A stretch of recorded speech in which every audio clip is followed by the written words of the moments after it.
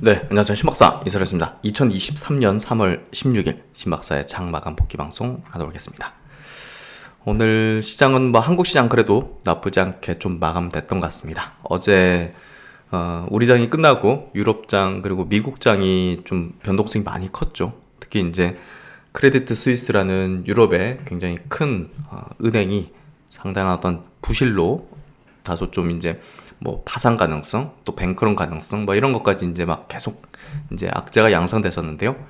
결국 이제 오늘 오전에 스위스 중앙은행이 이제 대출을 해준다는 어떤 소식과 함께 관련된 내용들이 이제 완화되면서 아시아 시장 내에서도 이제 사실 한국 시장이 가장 강했던 것 같고요. 특히나 이제 2차 전지 업종 중심으로 지수를 좀 견인해주는 형태가 좀 됐던 것 같고요. 다른 아시안권 증시는 마이너스로 마감했죠. 그래서 어쨌든 한국 증시가 상당히 좀 좋은 어떤 모습으로 오늘 마무리가 됐다. 특히 2차 전지 업종 중심이었다. 이렇게 좀 볼 수 있을 것 같습니다. 일단 오늘 시장 어떤 흐름들 좀 짚어보면 약간 어떤 변동사항 있고요. 그런 부분들 한번 체크해보면서 필승의 전략 한번 세워보도록 하겠습니다. 지수 마감부터 해보죠. 오늘 코스피 지수는 0.08% 약세 마감했습니다. 보합 정도죠. 거래대금이 이제 많이 급감했는데요. 7.7조니까 평소보다 이제 많이 떨어진 어떤 조정의 어떤 형태를 좀 띠고 있다. 이렇게 볼 수 있을 것 같고요. 코스닥 증시도 오늘 0.1% 상승, 거의 보합입니다. 781포인트. 근데 이제 거래대금은 12조로 굉장히 작지 않았는데요. 거의 대부분 이제 2차전지 업종에 특히나 이제 최근에 에코프로 PM 같은 종목에서 이제 거래대금이 터지면서 이렇게 좀 많이 늘어난 부분이고요. 찰실험과 또 그 물량이 또 다른 쪽으로 이동하고 하는 것들이 굉장히 활발하게 전개됐던 그런 어떤 수급의 동향이었습니다. 오늘 양시장 모두 하락 종목 수가 월등히 많았죠. 코스피 쪽에서는 한 3배 이상 많았고요. 600 종목 이상이 빠졌고요. 또 이제 코스닥은 거의 한 1000 종목 가까이 빠졌습니다. 2배 정도 상승 종목 수보다 하락 수가 많았는데요. 어쨌든 전체 장세는 오늘 분명 조정이었습니다. 특히나 이제 아시아권 증시도 전체적으로 조정이었는데 특정 업종들만 움직이거나 아니면 저가 수급이 들어오면서 양봉이 전환되는 그런 흐름이 전개되고 있기 때문에 굉장히 차별화된 어떤 시장이 펼쳐지고 있다. 이렇게 좀 보면 될 것 같고요. 다른 아시아권 증시에서도 업종별로 지금 굉장히 좀 차별화된 어떤 장세거든요. 그래서 지금의 이제 시장 흐름은 유동성이 이제 죄어진 어떤 그런 가운데서 될 만한 어떤 업종만 된다라고 볼 수 있는 그런 장세이기 때문에 굉장히 좀 난이도가 어렵다고 볼 수 있겠죠. 그래서 잘 이제 업종과 종목을 선별을 해야 된다.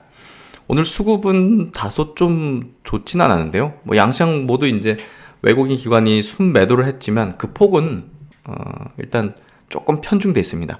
코스피 쪽에서는 외국인이 한 800억 정도 순매도고 기관은 30억 정도니까 큰 변동은 없었고요. 코스닥이 이제 변동이 있었죠. 외국인이 3,200억을 순매도했으니까 적지 않습니다. 근데 요 이제 에코프로 BM하고 에코프로 두 종목에서 거의 한 2,600억이 나온 셈이죠. 그래서 결국은 이제 요 수급은 외국인의 매도 수급은 거의 대부분 이제 차익 실현성의 수급이었고 이런 수급이 나온데도 불구하고 코스닥 지수가 강보합으로 마무리됐다는 건요. 그게 원활하게 소화가 됐다는 것을 이야기를 해주는 겁니다. 이 정도 물량이 나오는데 어쩔 수 없이 수동적으로 받아내는 흐름으로 펼쳐졌다면 사실 한 2%는 이상 빠져야죠. 그래서 어쨌든 원활하게 수급이 이제 소화가 됐다 이렇게 볼 수 있을 것 같고 기관은 1,300억 정도 코스닥에서 이제 순매도를 했습니다. 선물시장에서는 외국인이 2,300계약을 순매수하면서 어제 이어서 오늘도 연속적으로 이제 순매수하는 흐름으로 좀 우호적으로 된 것 같습니다. 어쨌든 이번에 이제 미국에서 은행을 이제 정부에서 막아주고 또 이번에 유럽에서의 은행을 또 정부 단에서 막아주고 결국 이제 미국과 이제 유럽에서의 은행 최종 방어막에서 어느 정도 조치를 좀 취해주면서 결국 시장에는 조금 안정화된 심리를 좀 제공했다. 분명히 이제 후속적으로 위기스러운 어떤 은행들이 또 나타날 수도 있습니다.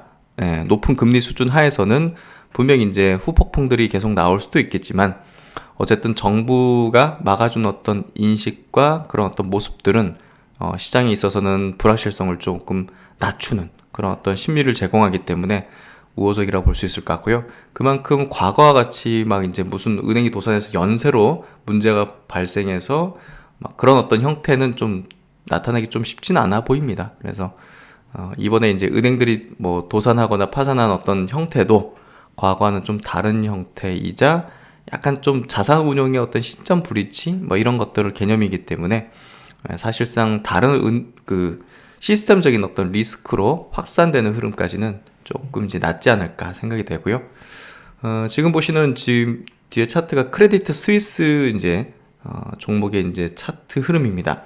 어제 같은 경우 이제 시장에서 결국 극단을 만들어주는 내용이 나왔죠. 결국은 이따가 이제 자세하게 다뤄드리겠지만 최대 주주 측에서 10% 이상을 투자할 수 없는 게 원래 규정상 돼 있는데 그 내용이 흘러나오면서 저점을 만들었다는 것 자체가 결국 하락에 극점을 만드는 그런 패턴이 나와줬다. 그리고 마이너스 30%로 어제 시작을 했지만 저점 대비 한 20% 가까이 올라오면서 양봉, 대량 거래 터지면서 만들어졌다. 테슬라 저점 만들 때랑 비슷하게 만들어지고 있죠. 그래서 크레디트 스위스에 있어서도 결국은 저점대를 형성할 가능성이 있는 그런 패턴이 시작됐다. 여기가 딱 저점이다 이렇게 얘기할 수는 없지만요. 저점이 만들어지고자 하는 그런 패턴이 이 기업이 정말 치명적인 진짜 지금 분식이라든지 정말 어떤 큰 그런 형태가 아니라면 사실 여기서 저점을 형성하려고 하는 흐름으로 갈 가능성이 높지 않을까 싶습니다. 그래서 어쨌든 어제 굉장히 공포스러운 분위기 속에서 미국 비롯한 이제 유럽장의 어떤 폭락, 또 유럽의 이제 은행 지수의 폭락 과정들을 보면서 결국 이제 시장에는 굉장히 움츠러드는 그런 심리가 발동이 됐을 텐데요. 결국은 결자 해지에 중앙은행이 받쳐주면서 어쨌든 방어를 해주는 그런 모습이 나와줬습니다. 그래서 이제 증시 주변 자금 보면요. 고객 예수금은 48조, 또 신용융자 잔고는 18조 2천억 수준 정도 됐고요. 평상시랑 비슷한데 신용융자 잔고는 더 이상 늘지는 않는 그런 모습을 좀 보여주기 시작한 것 같습니다. 보시면 최근에 좀 늘지 않는 형태. 그래서 오늘 국내 시장은 무난하게 좀 마무리된 것 같고요. 크게 부담스럽진 않은 것 같아요. 원달러 환율은 이제 여기서 왔다 갔다 하는 흐름으로 1,300원 내외 이제 포지션을 좀 잡는 것 같고, 나스닥 증시는 중기 이평선 부근, 60일 이평선 부근의 지지력을 좀 보여주는 패턴이 나와주고 있습니다. 홍콩 항생도 120일 지지력을 좀 보여주고 있고, 상해 증시도 60일선 지지, 대만 증시도 240일 60일선 지지력을 보이는 지점까지 왔네요. 그래서 대체적으로 이제 중기 평선인 60일, 120일선까지 조정이 나오고 지지력 탐색을 하고 있는 그런 지금 지점에 있다. 니케이 증시는 중기 평선을 깼지만 오늘 양봉 전환되는 흐름, 그리고 저점대는 이렇게 내려오진 않은 그런 흐름을 좀 만들어 주고 있습니다. 코스피 지수, 코스닥 차수 한번 보도록 하죠. 코스피 지수도 오늘 121선 부근에 양봉 전환을 해놨습니다. 거래대금이 좀 더 붙어줬으면 좋았는데 거래량은 좀 절제돼 있었고요. 또 이제 코스닥 증시도 오늘 양봉 전환 됐죠. 양봉 전환, 또 장기 평선 좀 지켜내는 흐름들, 중기 평선까지 내려오진 않네요. 그래서 거래대금 늘리면서 신호가 좋죠. 거래대금이 굉장히 적었다면 이게 이제 손바뀜의 가능성이나 이런 것들이 좀 낮기 때문에 추세 전환의 가능성이 낮아지겠지만 이렇게 이제 이런 그 균형점을 맞추는 어떤 수급의 패턴과 대량 어떤 수급이 이렇게 나타나는 거는 추세 전환의 신호 가능성이 있는 거죠. 그래서 주식시장에서는 이게 확신하는 건 없습니다. 100%. 근데 이제 가능성들에 대해서 우리가 가늠하고 거기에 기반해서 이제 투자 아이디어들을 이제 만들어내는 거죠. 그래서 지수는 사실 예측의 영역이 아니기 때문에 지수 예측하는 그런 것들은 사실 그 논리가 중요하고 그 과정, 어떤 생각의 과정이 중요하고, 그리고 어떤 시나리오를 가지고서 있는지가 중요한 거지.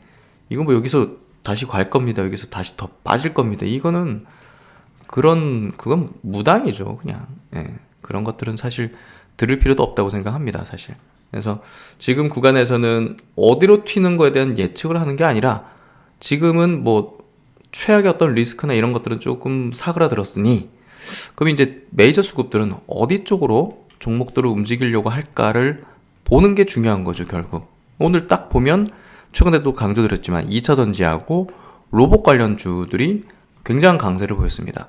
그래서 결국 이제 그쪽에 어떤 수급이 집중이 됐고, 또 이제 반도체 쪽도 사실 지금 이제 은행 사태 같은 게 벌어지는 거는 결국 이제 어느 정도 실적이 나올 수 있는 영역에 수급들, 메이저 수급들의 가중치가 붙을 수밖에 없어요, 사실. 그래서 반도체 업종도 우리가 계속 봐야 되고, 또 추세 전환점을 지나려는 어떤 패턴, 모습들이 나오는지를 계속 추적을 해야겠죠. 메모리, 비메모리 시스템 쪽은 그런 모습들이 확연하게 나오고 있고요. 메모리 쪽은 아직까지는 그렇진 않습니다. 하지만 계속적으로 삼성전자, 하이닉스까지도 계속 보면서 그 두 종목의 어떤 방향타가 바뀌는 흐름이 전개되는 그런 구간에서 우리는 조금 더 공격적인 반도체에 대한 전략을 가져야 될 겁니다. 그래서 오늘 삼성전자 보면요, 그래도 121 중기 이평선 부근에서는 뭔가 수급이 들어오면서 저점을 낮추진 않잖아요. 그죠? 저점을 낮추진 않죠. 이런 부분들. 그리고 SK하이닉스 오늘 마이너스네요. 요거는 이제 조금 더 메모리 편중이기 때문에 약하죠. 그래서 여기선 좀 지지력을 보이는지 여부가 중요하고요. 이제 전저점을 깨지 않는 게 일단 필요합니다. 전저점을 깨지 않는다면 결국은 우리가 어떤 생각을 가질 수 있느냐, 제가 전저점을 깨는지 여부에 대한 중요도를 말씀드리는 이유는 결국은 추세가 전환되는 시기가 가까워질 가능성이 높다는 거죠. 전저점을 다시 깨면 추세가 전환될 시기는 아직 멀었다는 걸 얘기해 주는 겁니다. 그렇기 때문에 여기서 돌리면 이제 뭔가 좀 변화가 나타날 가능성이 높아졌다, 이렇게 보는 거죠. 추세가 전환됐다고 보는 게 아니라 가능성이 높아진 거죠. 그러다가 여기서 또 내려가는데 또 저점을 높였어. 이런 식으로 그러면 이제 반도체 관련주를 우리가 조금 더 지금보다는 훨씬 더 중요도 있게 볼 필요가 있다는 거죠. 그래서 그런 것들이 지금 매일마다 이렇게 복귀하는 이유다, 이렇게 보시면 될 것 같고, 오늘 이제 뭐 종목별 흐름 먼저 보면요, 보십시오. 오늘 그 포스코 케미칼 같은 경우가 이 신고가를 계속 내주잖아요. 이게 저점을 뭐 뚜렷한 명분은 뭐 가지고 있고, 이런 식으로 이평선을 계속적으로 이제 저점을 높이면서 우상향의 기조를 계속 보여주면서 신고가를 계속 내잖아요. 그러면 이제 2차전 접종의 대장주지 않습니까? LG엔솔, 뭐 삼성 SDI, 또 포스코, 그리고 이제 대기업 계열, 특히나 이제 LG, 그리고 삼성, 그리고 포스코, 또 SK가 있죠. 근데 SK 쪽은 다 좋지가 않습니다. 다 좋지가 않아요. 보시면 SK이노베이션이 역배열이단 말이에요. 그러니까 우리가 2차전지 섹터에 대한 투자 전략에 있어서 사실 SK이노베이션을 껴할 필요는 없습니다. 역배열이잖아요. 굳이 이거를 할 필요가 없는 거죠. LG엔솔하고 삼성 SDI가 우상향의 기조를 보이고 있고, 포스코케미칼이 우상향의 기조를 보이고 있는 그런 종목이 이렇게 우상향 정배열 구간에서 조정을 받을 때 그런 것들을 매수하면 되지, 굳이 이거를 할 필요가 없는 거죠. 그러니까 지금 2차전지 섹터에서 대기업 계열, 특히나 LG, 그리고 삼성, 포스코, 이게 핵심인 거죠. 사실상 대장인 거죠.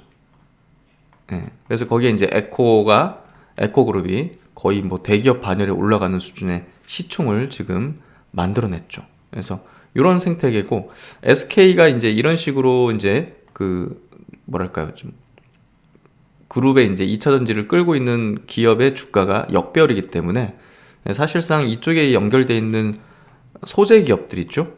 이런 쪽도 다 역배열이란 말이에요. 굉장히 좋지가 않습니다. 그래서 우리가 2차전지 섹터에 대한 투자 전략이 있어가지고는 사실상 SK는 후순위죠. 이게 이제 사실 그 배터리 사업 부분만 떼가지고 상장한다면 그때는 이제 그 기업에 대한 포지션을 우리가 가져갈 수 있겠지만, 지금은 사실 저점 부근이라고 볼 수도 있겠지만 투자 매력도는 굉장히 낮은 거죠. 왜냐하면 올라갈 때도 다른 어떤 종목, 우상향 기조를 보이고 있는 종목보다는 탄력적으로 올라갈 수가 없다는 겁니다. 그래서 결국은 이 기업이 갖고 있는 정유사업부는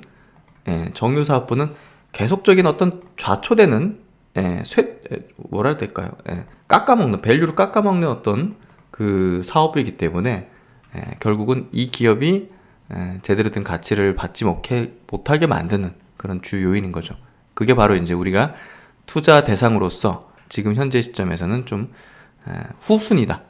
후순위다 이렇게 볼 수 있는 그런 개념입니다. 그래서 요 이제 2차전지 업종 내에서도 이제 우리가 투자하는 어떤 전략은 굉장히 좀 세분화해가지고 그냥 뭐 다 그냥 사고 이런 식으로 하는 게 아니라는 거죠. 그래서 그런 부분을 좀 이야기 드려봤고, 시총 상위주들부터 한번 좀 보도록 하죠. 오늘 뭐 반도체, 2차전지 중심으로 좀 좋았고요. 역시나 이제 포스코 케미칼이 시장을 완전히 압도하는 흐름이 펼쳐졌습니다. 삼성바이오도 1.5%로 시장 방어적으로 좀 만들어졌고, 그리고 이제 금융주들이 약세죠, 당연히. 해외 쪽에서 이제 뭐 삼성생명, 신한지주, 뭐 KB금융 이런 것들이 좀 빠지는 흐름을 보였는데요. 뭐 크게 빠지는 않았기 때문에 큰 부담을 줬던 건 아닌 것 같습니다. 코스닥에서는 오늘 에코프로가 이제 음봉으로 좀 만들어지면서 지금 보시면 여기서는 5일선, 11선을 타면서 올라갔어요. 그렇죠? 근데 여기서부터는 5일선 위로 이격을 벌리면서 각도를 높였어요. 그렇기 때문에 이제 좀 부담이죠. 부담이고 거의 뭐 극단에 이제 다가온 그런 형태가 될 가능성이 있죠. 그래서 이게 이제 뭐 헤드앤숄더 형태라든지 이런 식으로 되면 여기가 고점이었구나 이렇게 볼 수 있는 거죠. 이런 식이 되면. 그래서 고점이다 이렇게 얘기할 수는 없지만 그 후속적인 어떤 부분이 헤드앤숄더 형태가 된다면 여기가 고점이었다 이렇게 얘기할 수 있는 그런 구간의 가능성은 높죠. 오늘 또 유럽에 이제 핵심 원자재법 초안 공개가 될 걸로 예정이 되어 있기 때문에 그런 부분에서 약간 재료적인 소멸, 장기적인 어떤 성장주긴 하지만 단기 수급으로 끌어올린 거는 부인할 수 없는 사실입니다. 그 단기 수급은 재료나 일정이나 모멘텀을 바라보고 들어오는 어떤 수급이기 때문에 상당 부분은 빠져나갈 수밖에 없다는 측면에서 어느 정도 고점 형성 시 주가의 조정은, 가격 조정, 기간 조정은 감당을 해야 될 겁니다. 그래서 그런 부분 얘기한 거고요. 에코프로 BM은 오늘 플러스 마감됐습니다. 21조네요. 시총이 21조. 그리고 이제 에코프로 BM하고 에코프로가 이제 좀 상승 흐름에 대한 탄력이 좀 둔화되면서 L&F 쪽으로 수급이 조금 오는 형태가 좀 만들어진 것 같습니다. 역시나 이제 오늘 외국인과 기관이 쌍거리로 이제 순매수를 하면서 수급을 좀 빨아들이는 형태가 좀 됐던 것 같은데요. 역시나 이제 2차전지 업종 내에서 순환성으로 움직이는 걸 확인할 수 있는 오늘 패턴이었던 것 같아요. 그래서 그동안 이제 에코프로 BM, 에코프로가 올라갈 때 이제 상대적으로 못 올라갔던 L&F가 상대적으로 더 강할 가능성이 있는 그런 구간이죠. 그래서 오늘 뭐 2차전지 종목 중에서 신규 상장주 제이오 같은 기업도 9% 상승했고, 뭐 LG에너솔루션 1.9% 상승, 뭐 삼성 SI도 이제 플러스 마감했고요. 코스모 신소재 6%, 장비주 쪽도 오늘 좋았는데요. 윤성 FNC가 9%, TSI가 2%. 그래서 오늘 2차전지 관련주 전방위적으로 강세 흐름을 좀 내어줬습니다. 그리고 오늘 로봇주들 굉장히 강했죠. 레인보우 로보틱스가 삼성의 추가적인 지분 투자 소식에 이건 뭐 상가 쳤네요. 어마어마한 회상 같습니다. 레인보우 로보틱스를 보면서 다소 개인적으로 좀 반성한 게 사실 SPG를 좀 더 선호했었거든요.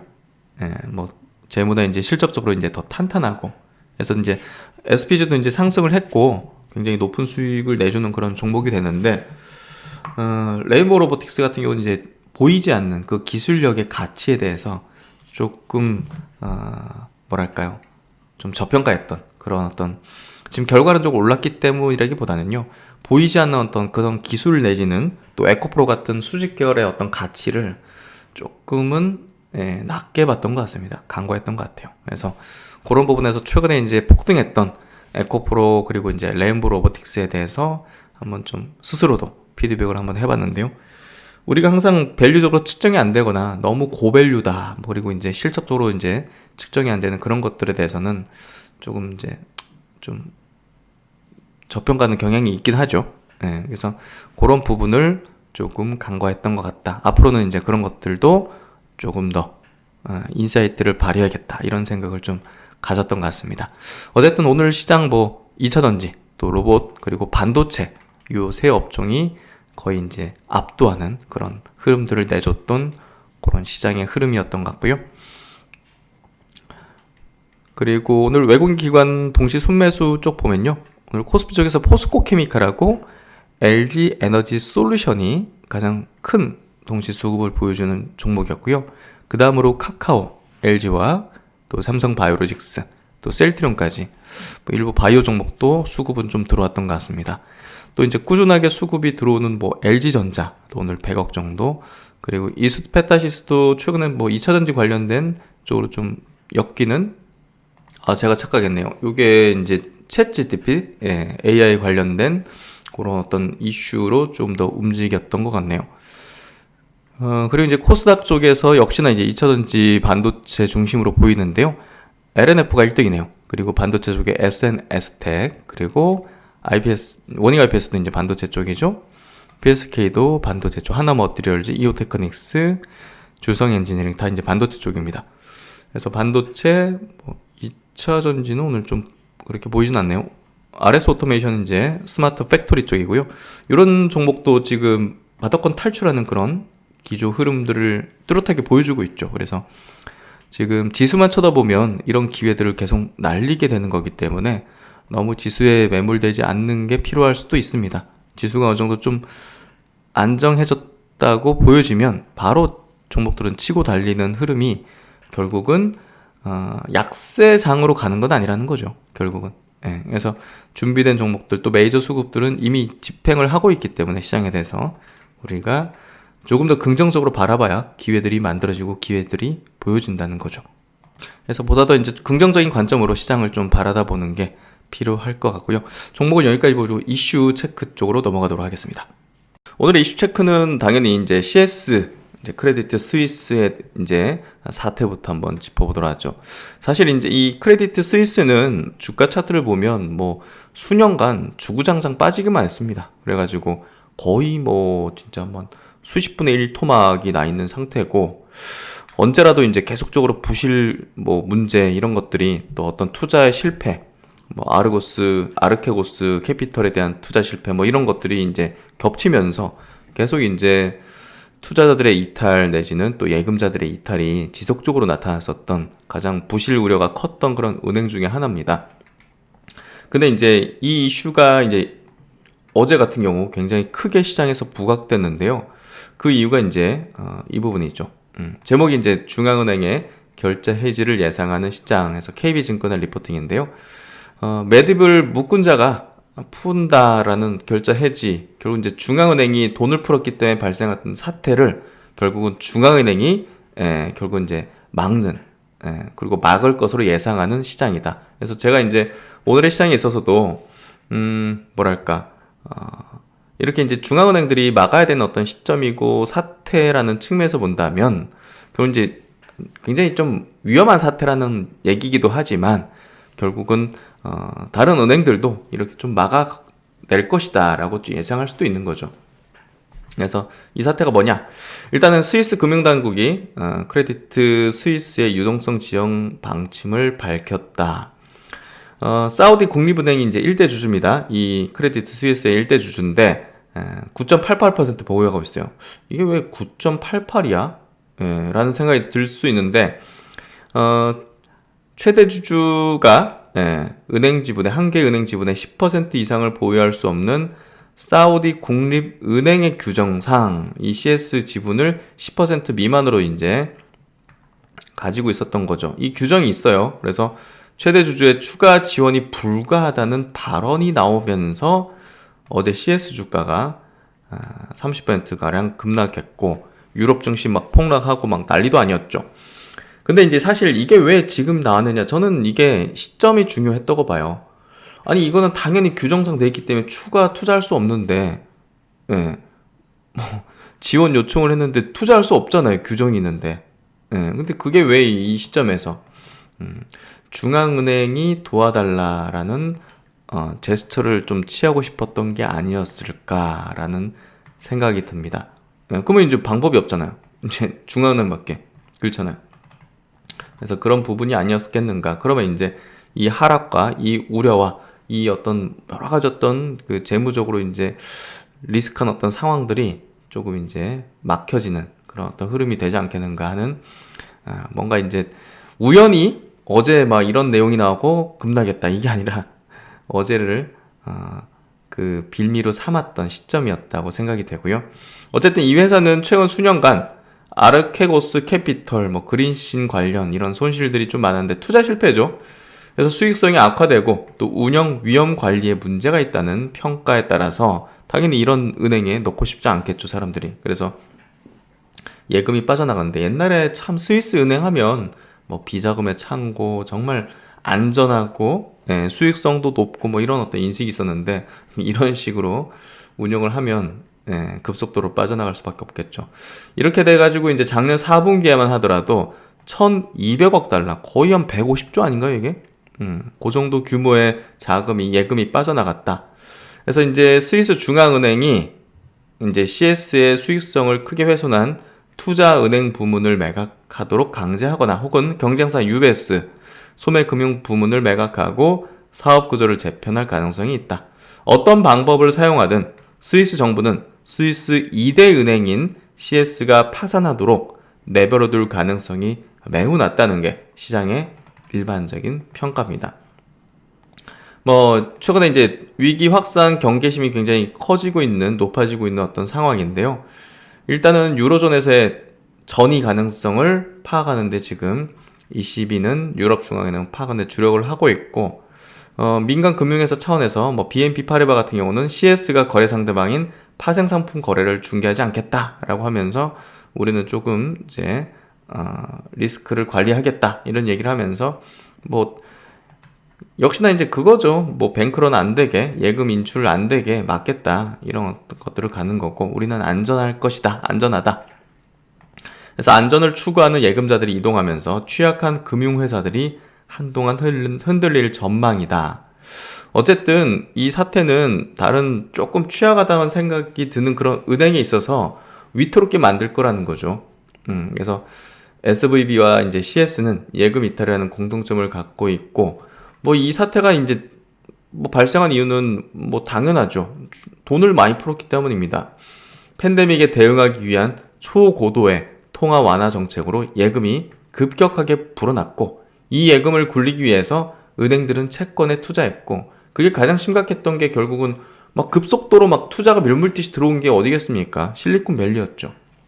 그러니까 어마어마하게 들어오니까 이거 뭐 굴리다 보니까 채권에 막 상당히 많이 포지션을 잡히게 된 거고, 근데 이제 물가를 잡기 위해서 중앙은행이 갑자기 급격하게 뭐 이렇게 진짜 미친 거 아니야 할 정도로, 와 진짜 기준금리 급격하게 올리니까 어떻게 대응을 못했던 거죠. 우리 투자자도 대응을 빠르게 못했을 뿐더러 저런 금융사들도 빠르게 대응을 못한 겁니다. 포지션 포트폴리오를 어떻게 바꿔야 되는데 그게 찰나에 그냥 올려버리니까. 그래서 이제 이 은행들이 보유하고 있던 채권의 가치가 이제 하락했고, 수익성과 자본 건전성이 낮아서 위험하다고 인식되는 그런 은행에서 예금이 이탈하면서 은행의 부채인 예금 감소에 대응하기 위해서 자산인 이제 그런 보유 채권을 손실을 실현하면서까지 매각을 해야 되는 상황인 거죠. 금리 올라가면 채권 가격이 떨어지니까 보유한 채권의 어떤 손실이 커져 있는 상태에서 미실현 채권 손실을 팔면 실현이 돼버리잖아요. 그러니까 결국 이제 그걸 만기까지 보유한다든지 이런 식으로 이제 포트폴리오를 잡고 있었던 상황에서 이렇게 빠르게 예금 이탈이 될 줄은 몰랐는데 이런 상황이 되다 보니 결국은, 그러니까 지금 뱅크런이 일어나면 이제 위태로워지는 거예요. 위태롭다고 안 생각하던 그런 은행까지도. 그래서 위험하다고 생각되는 은행에서 안전하다고 인식되는 은행으로 자금이 이동하는 현상은 이미 관찰되고 있다. 뱅크 오브 아메리카는 실리콘밸리 은행 파산 이후에 150억 달러의 예금이 유입됐다. 안전한 쪽으로 이제 옮긴 거죠. 그래서 UBS 이런 것으로도 많이 옮겼겠네요. CS에서. 그래서 어쨌든 급속도로 그게 또 빠르고, 과거에는 그냥 은행 가가지고 이렇게 해야 되니까 시간이 많이 필요했지만, 뭐 핸드폰으로 바로 그냥 옮기버리잖아요. 그러니까 뭐 그냥 급속도로, 뱅크론이 초뱅크론인 거죠. 초뱅크론. 그래서 뭐 개인 단으로도 아니지, 뭐 포함해서 이제 법인 이런 데는 큰 덩어리 자금들이 막 순식간에 옮겨지다 보니까 이거 뭐 막지 못하고 바로 그냥 뭐 24시간 만에 뭐 파산 선고하고 막 이런 식이 된 거죠. 이런 집단 심리가 이제 형성되고 있는 상황이고, 어쨌든 대규모 예금 이탈은 일반적인 환경에서 문제가 없는 은행들까지도 흔들릴 수 있는 그런, 사실상 이제 금융업계에서는 가장 최악의 어떤 상황, 사태, 리스크인 거죠. 거기다가 최근에 이거 보고 좀 놀랐는데, 신용평가사 S&P가 그 은행들 신용등급을 강등했죠. 이게 이제 자금 조달이 어려워지죠. 자금 조달이. 그래서 이런 부분에 있어서 퍼스트 리퍼블릭의 예금 이탈 가능성이 막 더욱 높아지다 보니까 막 주식이 이제 급락한 거고, 가파르게 기준금리가 오른 게 이런 현상을 만든 이유 중 하나라는 평가에, 하나라는 평가가 아니라 이거 그래서 이런 문제가 발생한 거죠, 사실. 그래서 기준금리 인상 기대는 다시 낮아지고 있다라고 이야기를 하고 있습니다. 그렇죠. 그래서 이번 FMC에서 25bp를 올리는 게 거의 이제 확실시 되고 있는 상황이긴 한데요. 혹여라도 동결될 수도 있는 가능성도 조금이라도 있긴 하죠. 왜냐면 이런 사태가 지금 이렇게 좀 불거지는 게 연속적으로 되고 있기 때문이죠.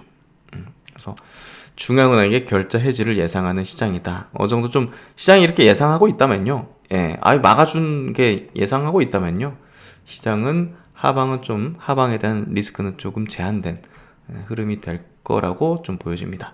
그래서 이제 오늘 장중 시황하고 이제 증권사 시각, 장중에 이제 점심에 올려드렸던 영상을 보시면 2차 전지에 대한 어떤 그 수요가 단순히 이제 전기차에만 이제 있지 않다. 이게 배터리 시장의 어떤 성장성을 자동차에만 한정해서 이제 우리가 생각할 필요가 없고, 생각해서는 안 된다.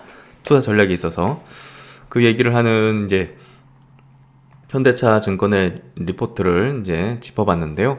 거기에 이제 탑픽 종목 두 종목이 있습니다. 그 두 종목 한번 체크해 볼 텐데요. 현대차 증권 이번 리포트는 굉장히 의미 있는 리포트였던 것 같고, LG에너지솔루션입니다. LG에너지솔루션이 목표 주가 상향을 하는 리포팅을 냈는데, 그 IRA 법안의 최대 수혜주라고 볼 수 있죠. 거기 북미 쪽에 이제 엄청난 증설과 공장을 갖고 있으면서 합작을 하고 있기 때문에, 그리고 이제 수직 계열화도 이제 가장 최상으로 잘 돼 있는 기업이죠. 테슬라 인베스터 데이가 굉장히 의미하는 바가 컸습니다. 특히나 이제 배터리 시장이 단순히 자동차에만 머무르지 않는다는 것을 강조를 했고, 배터리 수요처를 전기차에만 국한하는 것은 잠재 시장을 과소평가하는 것이다. ESS는 재생에너지와 연계하여 전력망, 히트펌프, 산업용 열 생산 등에 활용될 수 있고, 전기차용 전지 시장이 약 70% 규모 정도까지 될 거기 때문에 전기차에 한정해서 배터리 시장을 분석하면 결국은 제대로 된 투자를 할 수 없을 것이다 라고 생각됩니다. LG에너지솔루션 서비스로서의 에너지 EAS 사업, 그리고 ESS 중심의 25년부터 가시화될 이쪽에 대한 사업, 그리고 이제 장기적으로 5천조 원을 상회하는 전력 사업으로 진출 가능성이 열려 있다는 점. 그래서 이런 부분들, 그리고 이제 올해 이제 목표 주가 상향에 대한 포인트는 AMPC, 이제 요게 이제 세액공제죠. 그래서 IRA 법안에 의한 세액공제, 그래서 거기에 따른 어떤 예상 수익의 30%를 영업이익에 반영함으로 해가지고 멀티플이 확 낮아지는 이제 흐름을 이제 낼 것이다. 이렇게 해서 목표 주가 상향, 그리고 업종 내 탑픽을 유지한다라고 실적 전망치를 상향시켰습니다. 그래서 이제 미국의 기업들도 AMPC 효과를 영업이익에 이제 반영한 어떤 흐름을 이제 내고 있고, 당연히 이제 LG에너지 솔루션도 뭐 한국 기업이지만 거의 뭐 지금 포지션을 미국에 엄청나게 갖고 있는 상황에서는 이 효과를 실적 추정에 반영을 해야 된다. 장기적으로 배터리 사업은 전기차용에 국한된 것이 아니다. 단순히 ESS 에너지 저장 장치 설치만 하더라도 2차 전지 산업 대비 약 70% 규모에 육박할 정도. 그래서 이를 활용한 여러 가지 어떤 사업들을 통해서 추가적으로 부가가치 높일 수 있는 잠재력이 충분하다는 측면에서 볼 때 전기차용만으로 잠재 시장을 판단하는 것은 LG에너지 솔루션의 성장성을 과소평가하는 것이다. 그리고 가시권에 있는 이제 24년, 25년도까지만 이 AMPC 효과를 세액공제 혜택에 대한 부분을 반영해서 밸류에이션 매력이 굉장히 높아질 것이다. 해서 내년도 퍼밸류에이션을 35배, 내후년도 27배로 낮출 수 있다라고 이렇게 좀 의견을 냈습니다. 특히나 이제 CATL 또 중국 시장의 빠른 성숙 및 경쟁 심화로 또 해외 진출이 어려웠다는 측면에서 볼 때 한국 2차 전지 산업은 이 AMPC 이제 IRA 법안의 이제 수혜를 보는 혜택을 보는 그런 어떤 기업들로서 미국을 중심으로 성장 모멘텀이 부각될 것이기 때문에 프리미엄 요인이 충분하다. 그래서 최근에 이제 뭐 중국의 이제 배터리 회사들은 이런 식의 주가 흐름인데요. 우리나라 주가는 이렇죠. 뭐 다 그런 건 아니지만 그래서 이제 야 이거 너무 과도하게 고밸류고 이건 저밸류 아니냐 중국이 뭐 이런 주장하는 쪽도 있어요. 예, 그래서 좀 황당하더라고요. 이 밸류를 이렇게 받는 건 다 이유가 있고 이런 어떤 이유들 이제 그래서 이제 또 좋은 이유 수급은 당연하죠. 좋은 쪽으로 계속 붙는 거죠. 예, 그래서 결국은 그동안은 중국이 이제 고성장을 바탕으로 빠른 어떤 그 내수의 확장을 통해서 수혜를 받지만 지금부터 향후 최소한 5년 정도는 엄청난 K배터리의 성장이 뭐 가시적인데 그거를 이제 밸류에 반영하는 측면을 과대평가다 이렇게 평가하는 거는 정말 어리석은 판단인 거죠. 그래서 2차전지 업종에 대한 어떤 판단은 굉장히 우리가 큰 그림의 하에서 좀 봐야 되고요. 그리고 지금 요 리포트에서도 보시듯이 단순히 자동차만 머무르는 것이 아니다 이렇게 해석을 하는 게 정확할 것 같습니다. 그리고 이제 첨보인데요. 이제 현대차증권에서 탑픽 종목 두 종목으로 LG에너지 솔루션과 이제 첨보를 꼽았습니다. 특히나 이제 이 ESS는 그 고성능을 내야 되는 이제 우리가 뭐 하이니켈 계열의 한국의 강점을 갖고 있는 그 배터리보다는 이 가격적으로 이제 보급형 차량에 이제 주로 채택되면서 가격적인 메리트를 갖고 있는 LFP 쪽으로 이제 주도하는 이제 케미스트리가 될 가능성이 높다고 이렇게 좀 적혀 있고요.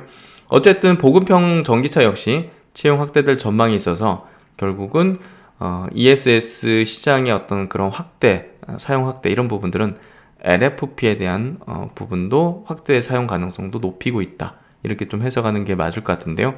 그런 부분에서 볼 때 최근에 이제 그 국내 이제 배터리사들도 LFP를 이제 개발하고 양산 계획을 밝히고 있죠. 네, 그래서 그런 부분에 있어가지고 이쪽에 이제 수혜를 받는 소재사 첨보에 대한 부분을 좀 얘기를 하고 있는 것 같습니다.